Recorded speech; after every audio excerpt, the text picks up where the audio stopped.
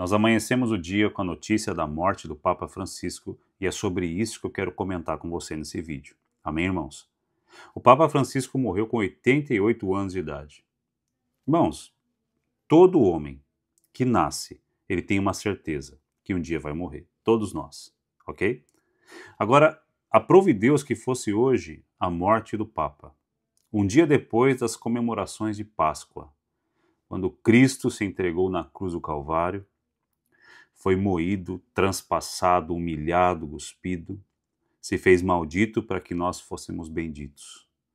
Quando ele gritou, está consumado, a Bíblia diz que houve terremoto, que o céu se escureceu, né? O véu que separava o homem da presença de Deus dentro do templo foi rasgado de cima a baixo. Já parou para pensar nisso? Por que o véu não se rasgou de baixo para cima, mas de cima para baixo? Eu imagino o próprio Deus rasgando o véu de cima a baixo. Ele está nas alturas. É tremendo isso, irmãos. É tremendo. O acesso à presença de Deus foi nos dado através do sacrifício da cruz do Calvário. Então, aquele que invocar o nome do Senhor será salvo. Você tem invocado o nome do Senhor? Me chama a atenção hoje, irmãos, tudo que está sendo falado acerca da morte do Papa Francisco. E eu estava aqui vendo, né, pesquisando alguma coisa, meditando, pensando nessa janela, olhando para as árvores, né, e me chamou a atenção, acho que todo mundo conhece isso, né? Eu estou vendo o vento balançar as árvores, as folhas, mas eu não estou vendo o vento, mas está balançando. Não significa porque eu não estou vendo o vento que o vento não exista, né? Não significa porque nós não estamos vendo o que está acontecendo no reino espiritual, não significa que porque não estamos vendo, algo não esteja acontecendo, quando que na verdade muita coisa está acontecendo.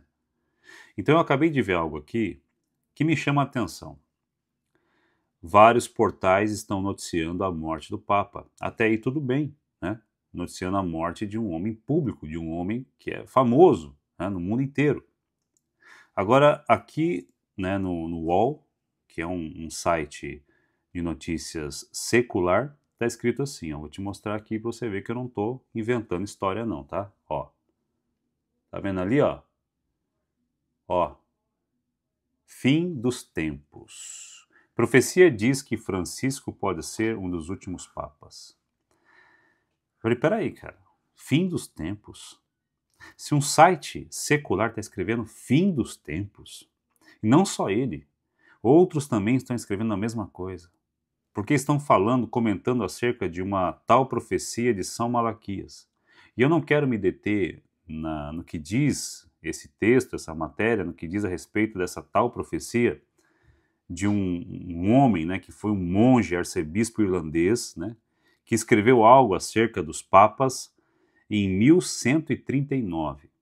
Então eles têm lá os registros e estão fazendo comparações com o que está acontecendo, com o que vem acontecendo no mundo, né, acerca dos que reinaram como papa.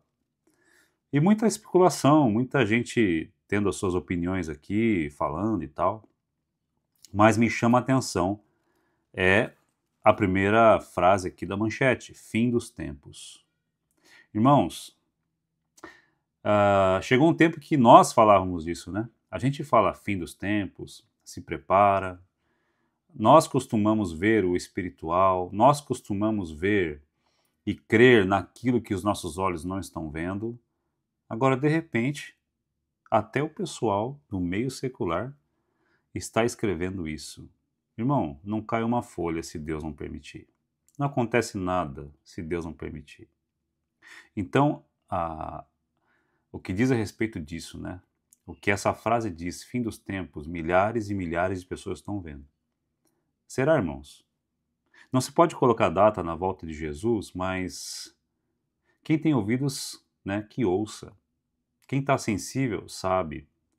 Nós estamos vendo os sinais da volta de Jesus. Mateus 24, se você ler, está ali. Esfriamento da fé, perseguição, tanta coisa acontecendo. Nunca houve um esfriamento da fé tão grande como nós estamos vendo agora. Pessoas declinando, pessoas abandonando a fé, pessoas perdendo o amor, por Jesus. Pessoas deixando de crer, pessoas se apoiando cada vez mais nas coisas que esse mundo pode dar, pessoas buscando, né, afogar as suas tristezas, né, naquilo que o mundo pode dar. Pais contra filhos, filhos contra pais, nação contra nação, sinais da natureza, tanta coisa acontecendo. Então, irmãos, eu creio que é momento de você refletir um pouco. Até vou te dar um conselho, vai para frente numa janela, de manhã, de tarde, não sei, ou à noite. Vai meditar acerca da sua vida, que tem sido a sua vida. Eu estou aqui olhando, irmão, eu estou me examinando.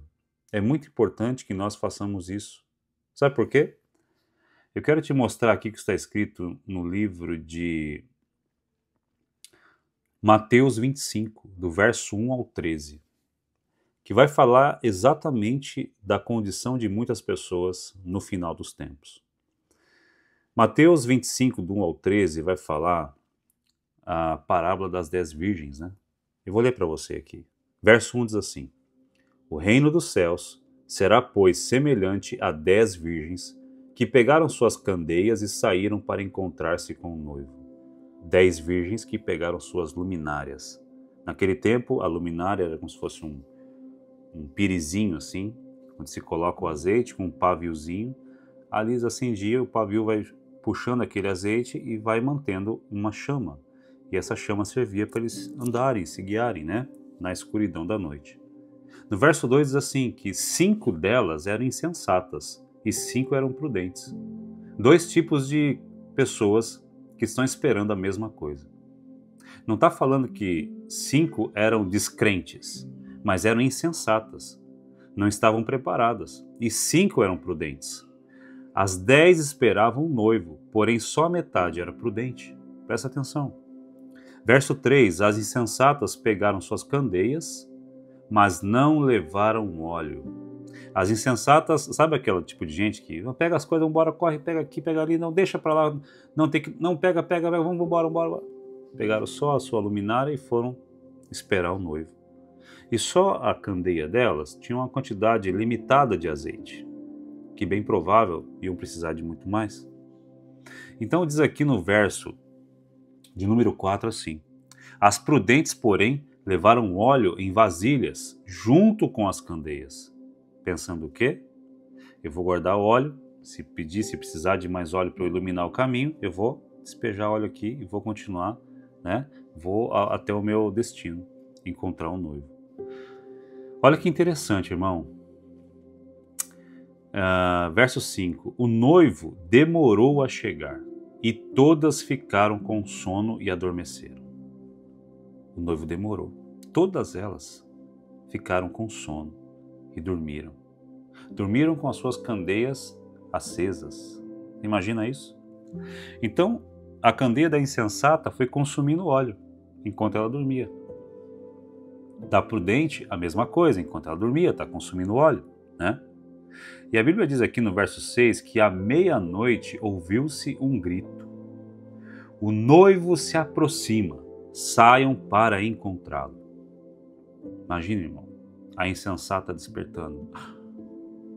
Quando ela olha para a candeia dela, para a lanterninha, uma gota de azeite. Como agora eu vou encontrar um noivo com esse tantinho de azeite? Não me preparei. Eu não me preparei para esse momento. Verso 7 diz que então todas as virgens acordaram e prepararam suas candeias. Olha o que diz o verso 8, a insensata, né? As insensatas disseram às prudentes: Dê-nos um pouco do óleo, pois as nossas candeias estão se apagando. Olha a resposta, e elas responderam: Não, pois pode ser que não haja o suficiente para nós e para vocês. Vão comprar óleo para vocês. Irmão, meia-noite, na hora do grito, na hora que o noivo se aproxima, 5 delas correm para comprar óleo. Olha o que diz o verso 10. E saindo elas para comprar óleo, chegou o noivo. As virgens que estavam preparadas entraram com ele para o banquete nupcial, e a porta foi fechada. Meu Deus, quanta gente está com um pinguinho assim de óleo na candeia. Quanta gente insensata não tem buscado a Deus. A Bíblia diz que o símbolo, né, um dos símbolos do Espírito Santo é o óleo. Quem tem óleo, tem óleo. Quem não tem óleo, não tem jeito. Quem não tem óleo está limitado. Quem tem óleo está garantido. Por isso, busque a Deus enquanto você pode achar. Porque, irmão, o sinal está aí, irmão. É na mídia secular, é nos sinais que estão acontecendo. Tanta coisa acontecendo e tanta gente dormindo ao mesmo tempo. Irmão, a gente não sabe a hora que o noivo vai vir, mas uma coisa muito interessante nesse texto é que a Bíblia diz que ele veio à meia-noite. Agora eu te pergunto, você já viu noivo chegar à meia-noite? É numa hora que você não espera. Na verdade, o casamento mais comum aqui no nosso país se dá o quê? 3 horas da tarde? 6 horas da tarde? 7 horas da noite? Quando é 9 horas da noite, já estão casados, vão estar lá para lá de Bagdá o casal já, né? Mas aqui no caso, ele não veio na hora que elas esperavam, ele veio à meia-noite e ouviu-se o quê? Um grito. Ele chegou. Foram pegas de surpresa, tanto as insensatas como as prudentes.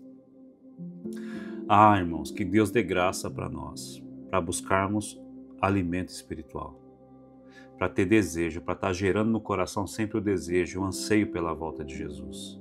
Que haja em nós o Espírito Santo, que você possa ter uma comunhão diária com o Espírito Santo. O apóstolo Paulo diz assim, não extingais o Espírito. Nem pelo contrário, busque mais. Busque a palavra, busque na oração, busque no jejum. Adore o Senhor, levanta um altar na tua casa para Ele, mas tenha o teu tempo com Deus, para que você não seja pego de surpresa. Ei, eu sei que não é fácil, mas muito mais difícil deve ser você ouvir a trombeta de que o noivo está aí e não poder subir com Jesus. Isso deve ser muito mais difícil. Então é tempo de buscar o Senhor. Nós sabemos das limitações, de tudo, dos desafios, né? Mas, irmão, quem quer corre atrás. Quem quer faz. Quem quer não arruma desculpa, né?